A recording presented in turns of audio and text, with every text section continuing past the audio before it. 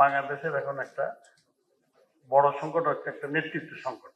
উনি লিডার, এবং যেখানে এই মাসখানিক আগেও তারেক রহমানকে নিয়ে এখানেও অনেক আছে মানে দ্বিমত পোষণ ছিল যে কি করতে পারবেন।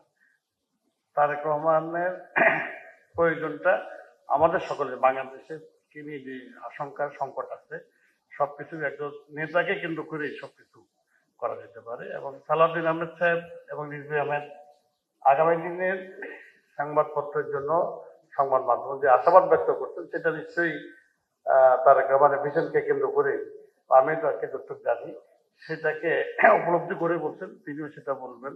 এবং আমাদের মন্ত্রীভাই যেটা বলছেন যে 25% যদি এটা করতে পারে তাও আমরা সন্তুষ্ট। এবং অনেক সংকট আছে, সব সংকট মোকাবেলার জন্য একজন নেতা দরকার। এই ক্ষেত্রে এখানে যারা উপস্থিত আছেন ভিন্ন মতে থাকলেও তারেক রহমানের সঠিক শক্তিশালী অবস্থানের পক্ষে সকলেরই সমর্থন পাবেন।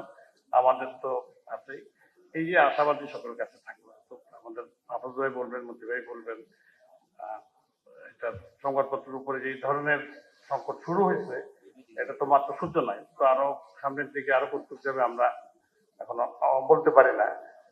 বিএনপি ইতিমধ্যেই সারা দেশে অনেক উস্কানি সত্ত্বেও যে ধৈর্যের সাথে, যে দক্ষতার সাথে যে পরিস্থিতি মোকাবেলা করে গেছেন, এবং যে বিপুল বিশাল যে এক কথাতেই সালাউদ্দিন সাহেবরা একদিনে 1 কোটি লোককে হাজির করতে পারে সেই সক্ষমতা একমাত্র বিএনপি আছে।